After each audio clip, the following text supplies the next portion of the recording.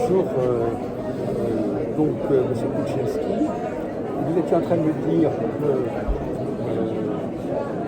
selon vous, la méthode Feldenkrais, c'est un ensemble de capacités, de compétences qui ont convergé et qui ont abouti à cette synthèse. Comme pour toute méthode éponyme, c'est-à-dire que cette méthode porte le nom de son créateur, Moshe Feldenkrais, elle est l'addition de l'ensemble de ses compétences ici, et elle est surtout le fruit de son travail de recherche permanent. C'était un scientifique à la base, c'était quelqu'un qui constamment a eu ne cesse que de rechercher, d'aller plus loin, de ne jamais rester sur les acquis, et toute sa vie il a souhaité apporter des éléments complémentaires à sa pratique. C'est par exemple quelqu'un qui a introduit le judo en France et qui l'a développé. Alors, on pourrait dire que si l'équipe de France de judo a eu d'aussi belles performances, il y a une toute petite partie de la médaille qui peut revenir à Moshe Feldenkrais. Et puis par ailleurs, c'est quelqu'un qui également a été l'assistant de Joliot Curie, a fait des recherches très poussées en physique. Et en physique, en fait, on apprend quoi? On apprend qu'un petit mouvement peut avoir de très grands effets.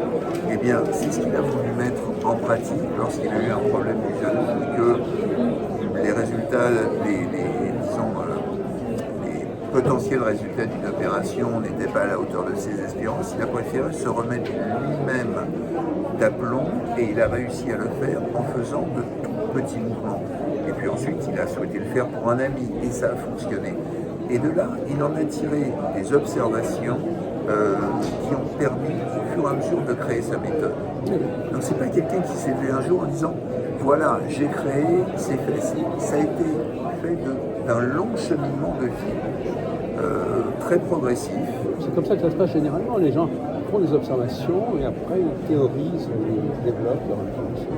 Voilà, et par exemple, il a aussi beaucoup observé le fonctionnement des enfants dans le cabinet de son épouse, par exemple, pour permettre aux personnes de retrouver la mobilité de leur squelette, notamment quand ils étaient enfants, et de retrouver cette pleine mobilité. Finalement, qu'est-ce qui nous bloque entre un enfant et un adulte? C'est tout ce qu'on a vécu au fur et à mesure de notre vie, qui ont créé des nœuds, qui ont créé des liens un petit peu trop forts, et notre travail consiste au fur et à mesure à délier les articulations. On pourrait dire qu'il a développé un sens très aigu d'observation. Dans tous les domaines où il a travaillé, il sait observer, il sait voir là où il y a quelque chose qui fonctionne. Donc c'est un très grand observateur. Je pense que tous les grands chercheurs doivent être des grands observateurs qui vont tester leurs capacités dans les domaines les plus divers. Et d'utiliser aussi peut-être le fait qu'il n'y a pas forcément de hasard, que quand on voit une chose et on la met en adéquation avec une autre, finalement on arrive à créer une nouvelle foi. Voilà. Et c'est ça qui est passionnant dans la méthode Feldenkrais, c'est qu'en fait, souvent on reprend le contre-pied de bon nombre de pratiques existantes. Et d'ailleurs, les gens sont un peu déroutés au départ, les pratiquants sont un peu déroutés, et au fur et à mesure, ils arrivent à percevoir les changements, et des changements parfois même au bout d'un premier coup, au bout d'une première séance. Voilà. Alors, est-ce qu'on est arrivé après coup à comprendre qu'est-ce qui faisait marcher cette méthode, qu'est-ce qu'il avait découvert finalement? Alors, parce que ça c'est un peu empirique, on j'observe aussi, etc. Mais est-ce qu'à la fin, on a compris sur quel domaine il travaillait? On considère que Moshe Feldenkrais est le père spirituel de la neuroplasticité. Neuroplasticité que l'on entend beaucoup aujourd'hui, c'est-à-dire cette connexion entre finalement nos mouvements, notre environnement et notre système nerveux. Et ça a été l'une de ces démarches permanentes, c'est que d'insister sur ces trois éléments, d'observer ces trois éléments.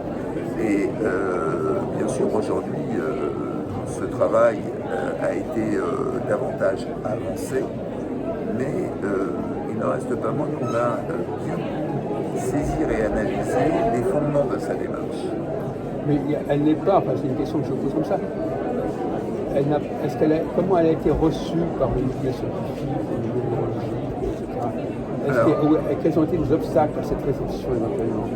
Alors, comme toute avancée, d'abord elle se fait lentement. Il n'y a pas eu un jour fondateur qui a tout déclenché.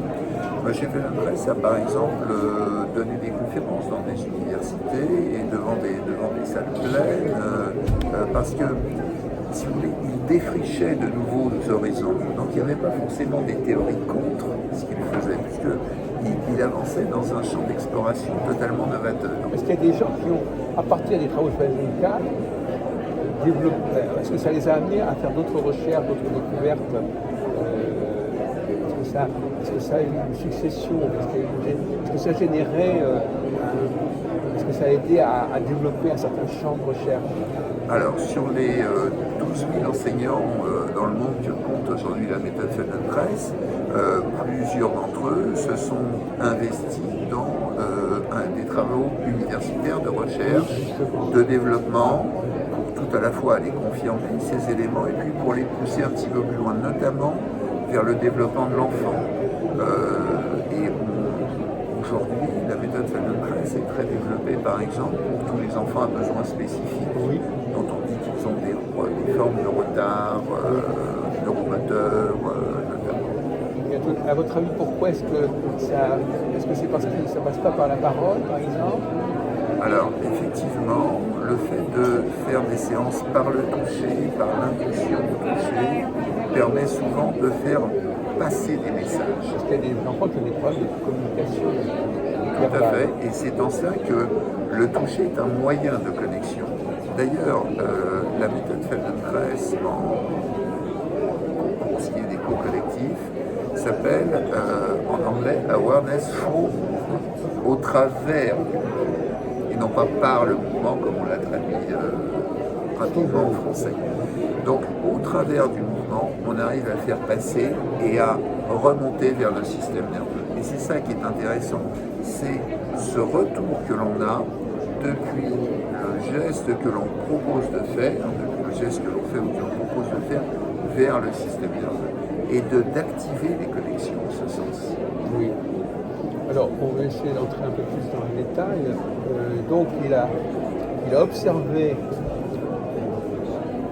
sur lui-même déjà, parce qu'il y a eu plusieurs accidents, il y a eu un autre accident aussi. Quand il a fait les idos, il a eu un accident, je pense. Oui, tout à fait. Quelqu'un qui lui a envoyé un coup d'un sur la. Alors, ça c'est à propos du bras, il a eu un problème au bras, et là aussi, comme il avait le biceps qui était un peu abîmé, il a pu, en rééduquant son bras, trouver des moyens de passer outre pour permettre justement de recréer des connexions. En quelque sorte, on pourrait presque dire que même dans son expérience de vie, il a eu à passer des obstacles. Il a projeté son sens de l'obstacle sur son travail. Quand il y a un barrage, quand il y a quelque chose qui est bloqué, dans sa vie même, il a trouvé le moyen de développer le corps. Et c'était pas juste un jeu de l'esprit pour moi chez Feldenkrais, c'était souvent une question de vie ou de mort. Et oui, c'est ça. Voilà, il a d'abord vécu existentiellement le quand problème. il doit quitter la France pour prendre, pendant que l'armée allemande envahit la France, quand il doit quitter la France, il prend le dernier bateau en partance pour l'Angleterre, il doit laisser des bagages, il doit laisser un certain nombre de choses. Enfin, il y a vraiment une aventure qui est, il aurait pu perdre la vie et son épouse avec. Donc, devenir observateur, c'est souvent parce qu'on est dans une situation limite et souvent critique, qui nous oblige à trouver, comme le petit trou pour la souris, trouver un moyen d'échapper. Oui, tout à fait. Son observation était née du fait de la volonté de vivre était plus importante. La volonté de se défendre aussi pour vivre était quelque chose d'important. Il a vécu très jeune dans son enfance, ayant subi des pogroms notamment. Oui. Donc, et donc l'idée d'enseigner après des techniques de défense, le jiu-jitsu, d'écrire un livre sur ce thème qui sera l'une des bases d'une activité de self-défense connue aujourd'hui et réputée comme étant l'activité la plus pertinente pour la self-défense, qui est le Krav Maga. Cette activité, il en est aussi un tout petit peu à l'origine. Alors j'ai remonté ça avec des historiens des arts martiaux en Israël qui me l'ont expliqué. Voilà. Et Moshe Feldenkrais est l'une des, attention, chaque mot compte, l'une des sources d'inspiration aujourd'hui du Krav Maga. Tout simplement parce qu'il y a un jeu de son livre. Et quand il édite son livre, il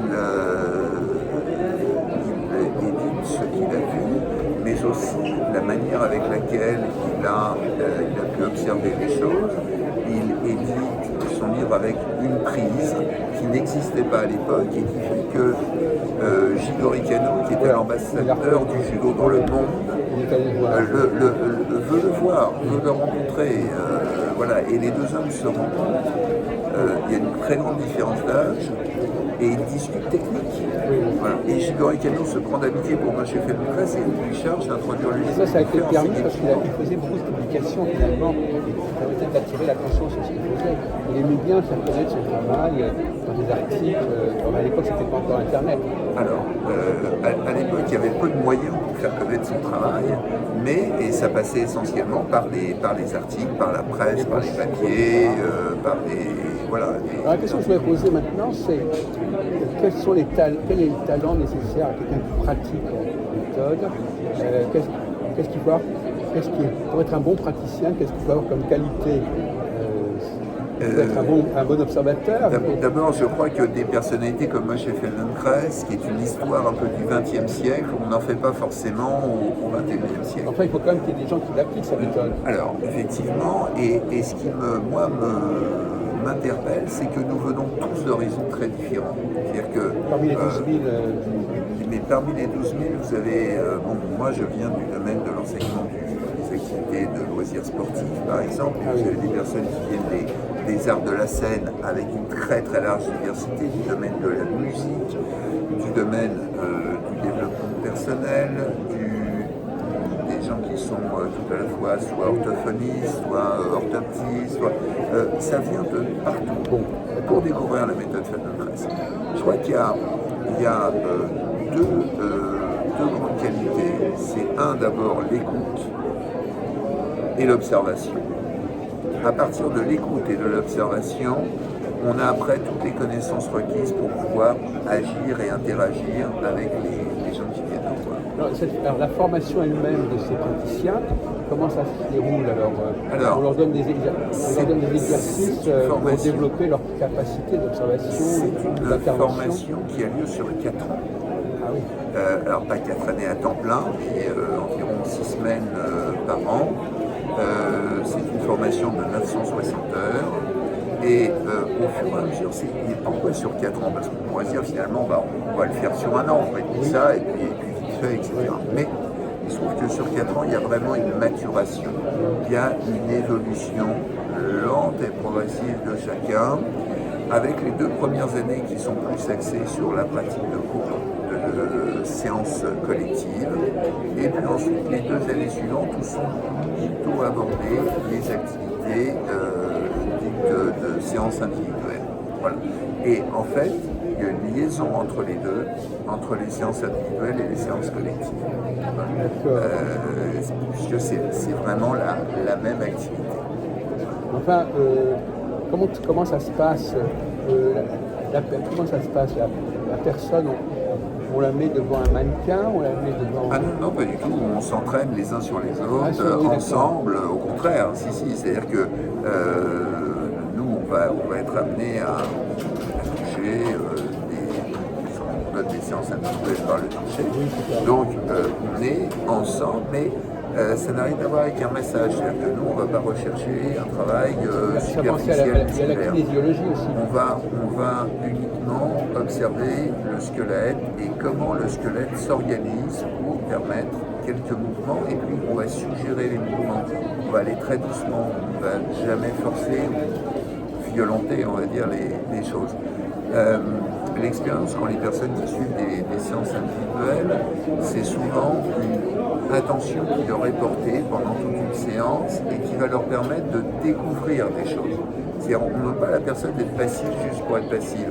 On lui demande au contraire d'être bien éveillée et d'observer en elle ce qui se passe. Mais les gens qui se lancent dans cette formation, ils n'ont pas forcément eux-mêmes des problèmes. Alors, tout le monde. Je vous rassure, on n'est pas obligé d'avoir des problèmes pour pratiquer la méthode Feldenkrais. Tout le monde peut avancer dans ce domaine. J'ai connu beaucoup de personnes qui, par contre, s'impliquaient dans l'enseignement de la méthode Feldenkrais parce qu'eux-mêmes savaient régler un grand nombre de leurs problèmes et souvent des choses qui ne passaient pas avec des méthodes dites traditionnelles. Donc ce sont des gens qui ont su se débrouiller dans la vie en quelque sorte, qui ont su sortir d'un certain nombre de situations. Qui ont su trouver le moyen effectivement de permettre de créer de nouvelles voies. Oui. Voilà. Exactement. C'est ça. Donc, et c'est passionnant. C'est passionnant de se dire que finalement tout n'est pas déterminé, qu'on n'est pas à mettre dans une case parce que on doit aller voir telle profession médicale ou telle autre. Tout n'est pas que là. Donc si il y a aussi des solutions externes. Si quelqu'un a un problème avec son bras, par exemple, parce que c'était le cas justement de c'est au praticien de voir comment ça peut se compenser, s'organiser, etc. Alors, tout n'est pas... un autre usage, une façon de d'abord, se positionner. Il faut voir comment on peut peut-être récupérer déjà, est-ce que l'épaule est mobile, est-ce que les côtes peuvent bouger, est-ce que l'omoplate, est-ce que toute la région est une région ample. Et puis à partir de là, qu'est-ce qu'on va pouvoir faire pour organiser au mieux ce mouvement et jusqu'où on peut aller. Et puis, est-ce qu'on peut organiser les choses peut-être pas à l'identique, mais d'une manière aussi efficace, ou en tout cas avec une amplitude retrouvée. Voilà. Et donc ça demande, on fait des dessins, comment ça se passe Alors là, on le fait lors de séances individuelles, et on va aller sur la personne concernée, et par le toucher, induire des mouvements au fur et à mesure. Et donc, à un moment donné, il y aura une solution. Alors, notre but, c'est de trouver la solution la plus adaptée. Il n'y a pas de raison qu'il n'y ait pas de solution a priori. Voilà. Alors, donc, il faut être un chercheur. Il faut avoir l'expérience. On fait, avec la personne, on fait une recherche et on voit en fonction des résultats, voilà. Il y a un constant ajustement, effectivement. Donc, on ne va pas tout de suite trouver quelque chose. On peut tout de suite. On n'a pas l'obligation de tout de suite trouver quelque chose. On va essayer ceci, on va essayer cela. On va voir qu'est-ce qui fonctionne. Oui. Et parfois, d'ailleurs, on ne s'occupe pas du côté qui est considéré comme un tabou. On va suggérer des solutions sur l'autre côté qui fonctionne bien. Oui. Dire, regarde, là, comme ça fonctionne bien avec telle chose, est-ce qu'on peut le faire avec telle autre? Oui, comment, etc. Est-ce qu'on pourrait prendre un exemple est-ce qu'on pourrait prendre un exemple de quelqu'un par exemple, qui a un problème donc, avec son bras, qui est bloqué, etc. Et donc, les autres n'avaient pas trouvé, c'est ça?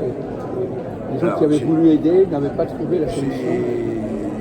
J'ai eu une situation un jour où, sans dire que c'était désespéré, mais une personne avait des problèmes sur une main qui était apparue subitement. Il y avait effectivement il y avait bien un syndrome. Non, mais il y avait bien un syndrome médical.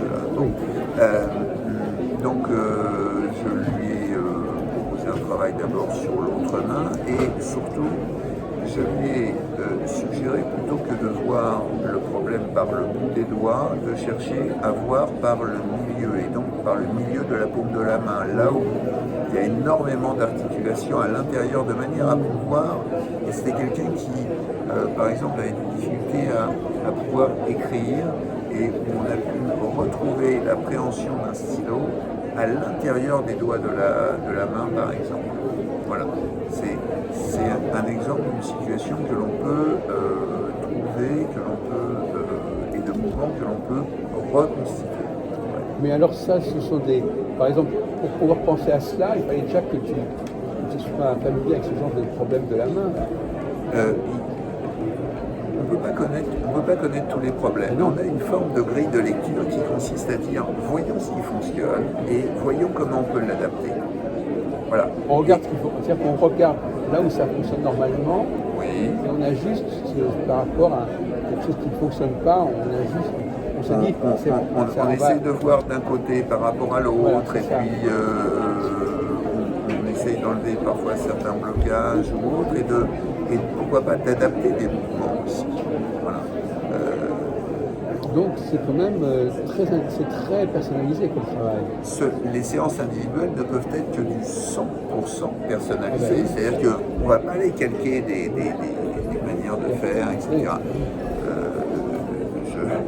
Je parle de ça parce qu'un jour, dans un centre commercial, il y a quelqu'un qui faisait des massages assis et qui me prend comme cobaye pour montrer à tout le monde. Alors pourquoi moi, j'en sais rien, ma tête devait dépasser des autres. Et là, je sens quelque chose d'absolument pas agréable. La personne était tendue, contractée, elle prenait des positions stéréotypées qui lui avaient été prises, etc. Et au bout de 10 minutes, j'en avais déjà marre, c'était terrible. Et ça, c'est parce que la personne, elle adoptait un schéma qu'on lui avait donné. Tu comprends? C'est-à-dire, on commence comme ça, alors il faut bien se poser. Et puis taper là, et puis appuyer.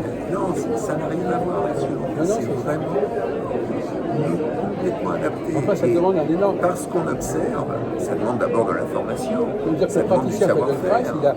il a un profil quand même assez différent des autres praticiens, parce qu'on lui demande beaucoup d'observation, il n'applique pas simplement un truc. Si tu veux, la grande différence, c'est que nous, on va pas ressortir avec un catalogue de 400 pages avec, disons, tout ce qu'il faut faire, absolument référencé cas par cas.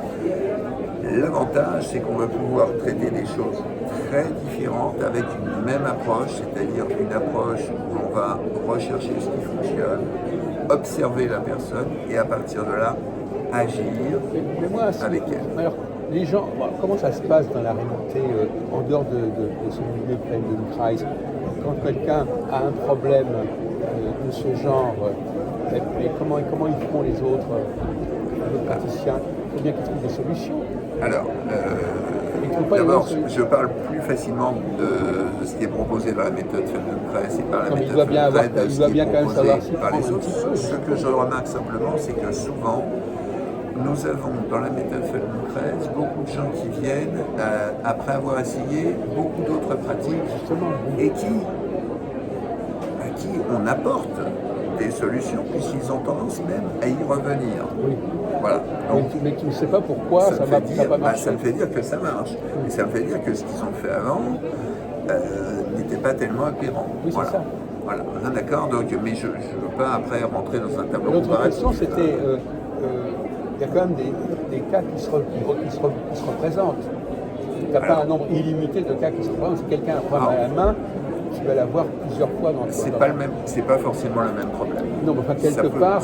Et c'est pas forcément la même origine. Voilà. Oui. C'est très important de comprendre que c'est pas forcément. Mais les origines, on ne les connaît pas forcément, les origines. Mais en se renseignant, en posant des questions, voilà. On n'est pas.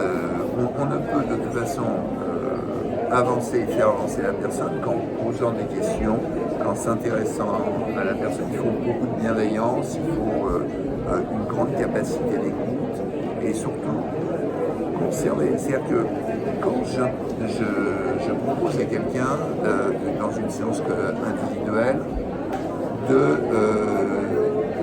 faire des mouvements avec cette personne, quand je lui propose d'agir sur elle, je suis constamment attentif à qu'est-ce qui se produit lorsque je fais ce mouvement. Je ne me dis pas, je vais soulever l'épaule de 10 cm. Alors hop, on soulève l'épaule. Je soulève l'épaule. Est-ce que c'est toujours aussi facile? Oui, non. Ah, tiens, là, attention, je sens que ça va vite. Donc je ne monte pas de 10 cm, mais peut-être de 3 seulement. Et peut-être que ça va suffire. Voilà. Donc c'est cette attention constante que l'on porte à la réalisation de ce que l'on propose par le toucher. Et donc inversement, ça laisse entendre que les autres ne le font pas. c'est ça qui m'interpelle. Parce que tu me dis que tu ne sais pas exactement ce que font les autres. Oui, mais c'est ça je sais que ils sont quand même pas complètement l'une des difficultés pour enseigner à d'autres praticiens la méthode Feldenkrais, c'est justement on n'est pas dans des cases. Oui. Voilà. Et c'est ça qu'il faut comprendre, c'est qu'il n'y a pas aucun numéro 1, la solution numéro 1, on prend son manuel, on tourne les pages, on a la solution numéro 1. C'est vraiment être 100% adapté, être 100% disponible pour la personne, 100% connecté. Mais ça peut intéresser des gens qui ont justement cette capacité et qui voient que dans ce domaine-là, ils peuvent faire leurs preuves, ils peuvent montrer qu'ils sont capables, alors que dans les autres domaines qui sont un petit peu plus rigides, ils n'auraient pas pu s'exprimer complètement. Alors je crois que l'une des caractéristiques qu'on en parlait tout à l'heure, c'est aussi d'être un petit peu créatif. Mais créatif pas pour faire n'importe quoi, créatif pour imaginer les choses, imaginer la personne en comment va-t-elle bouger, voilà, comment va-t-elle s'organiser. Parfois on m'interpelle sur les situations et je cherche en imaginant comment la personne va bouger, va s'organiser et comment on peut faciliter la manière avec laquelle cette personne va s'organiser au quotidien dans sa vie. Parce que moi, ce qui m'importe, c'est pas que la personne vienne faire un cours de méthode Feldenkrais une fois dans la semaine, ou qu'elle le fasse par internet avec moi, ou qu'elle vienne faire une séance individuelle. Ce qui compte, c'est qu'elle applique la méthode Feldenkrais, et je lui donne tous les moyens pour ça, c'est qu'elle applique la méthode Feldenkrais vraiment au quotidien. C'est-à-dire que quand elle va devoir se tourner, au lieu de tirer sur sa tête comme elle l'a fait, elle puisse tourner avec les épaules, avec le buste, etc. Voilà, de trouver des moyens d'organisation dans la vie quotidienne qui vont lui faciliter cette vie. C'est-à-dire qu'en fin de compte, il faut non seulement des praticiens qui ont un certain profil, mais aussi des sujets, des patients qui ont aussi une certaine aptitude à se mettre en place. Ça c'est notre métier, c'est notre rôle aussi de faire passer ça. Mais il y a peut-être des patients qui sont plus disponibles. D'abord, moi je ne les appelle pas des patients, je les appelle des pratiquants. Patient étant un domaine réservé au domaine médical, que je ne suis pas, et je ne me considère pas non plus comme un thérapeute. Donc voilà, on est là dans une co-construction, on est là dans une évolution au fur et à mesure, on est là dans une nouvelle forme d'éducation. Voilà. Et ça me semble important parce que ce champ-là me semble important. Il faut sortir je vais avoir un spécialiste pour qu'il me guérisse. Vous voyez, nous, on n'est pas dans ce champ-là. Il y a beaucoup de gens qui y sont et c'est parfaitement respectable. Nous, on est vraiment dans un champ où on invite la personne à se prendre en charge elle-même. Elle vient nous voir 1 heure dans la semaine, mais le reste du temps, qu'est-ce qu'elle va faire? Comment elle va s'organiser? C'est ça qui compte. Comment on va marcher? Est-ce qu'on va marcher en continuant à poser son pied comme un fer à passer sur le sol? Ou est-ce qu'on va pouvoir dérouler sa voûte plantaire pour faire agir toutes les articulations qui sont dans le pied? C'est pour ça que je dis que ça doit être des pratiquants qui ont quand même qui sont à la hauteur de ce qu'on leur demande. Nous, notre rôle, c'est d'éveiller leur conscience aussi pour les amener vers cela. Oui. Voilà. Donc c'est un monde, donc il faut un certain style de pratiquant, un certain style de praticien, et tout ça, ça a permis que ça fonctionne. Moi, j'ai des pratiquants qui sont très très très variés, des profils qui sont extrêmement variés, diversifiés, et c'est pas on ne sélectionne pas les pratiquants et ça n'a jamais été un critère pour moi de me dire tiens cette personne-là elle est comme ça, elle est comme ça.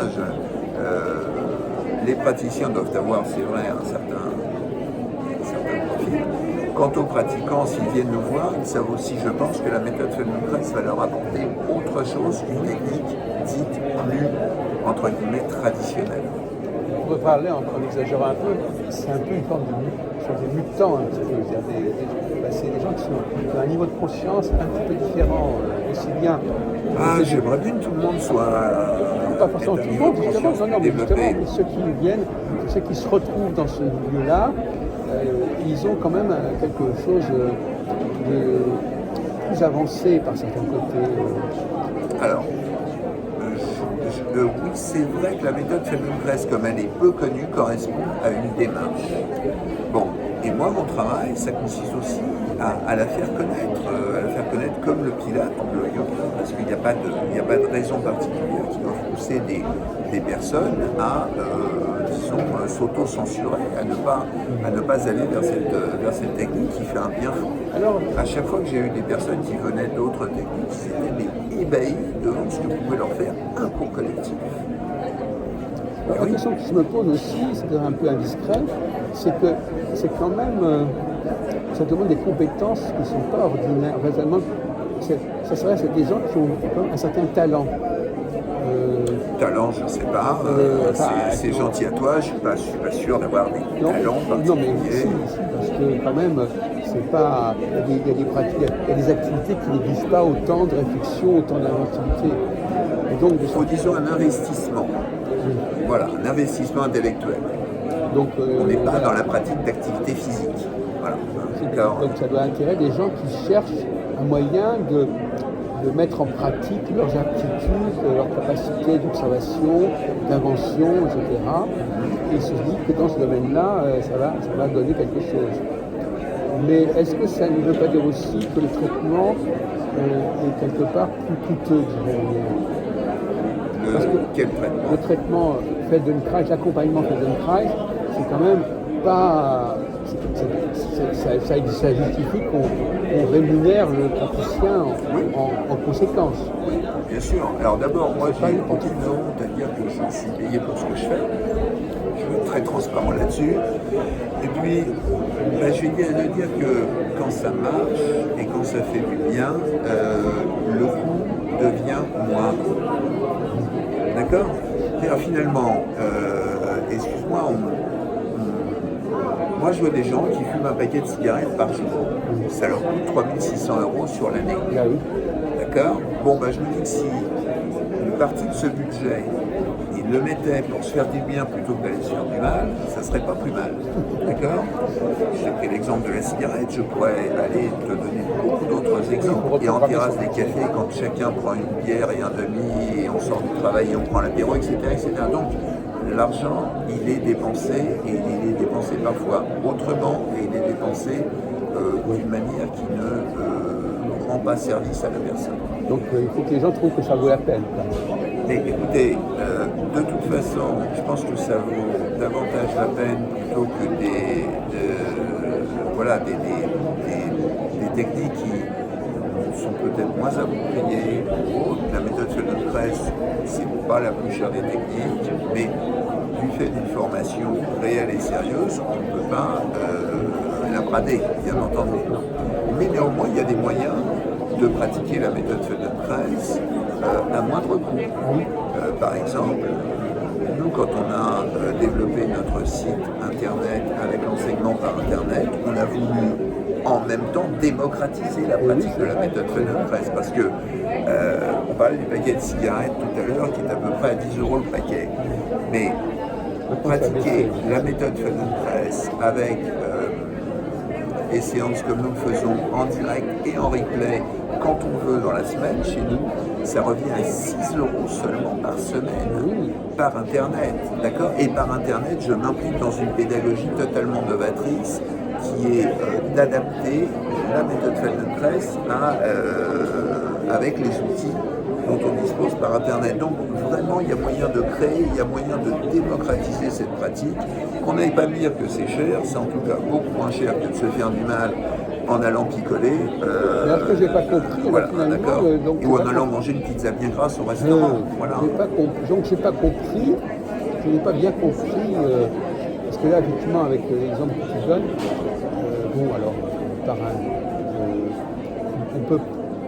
on peut agir, on peut aider les gens à trouver des solutions même sans être à côté d'eux. Mais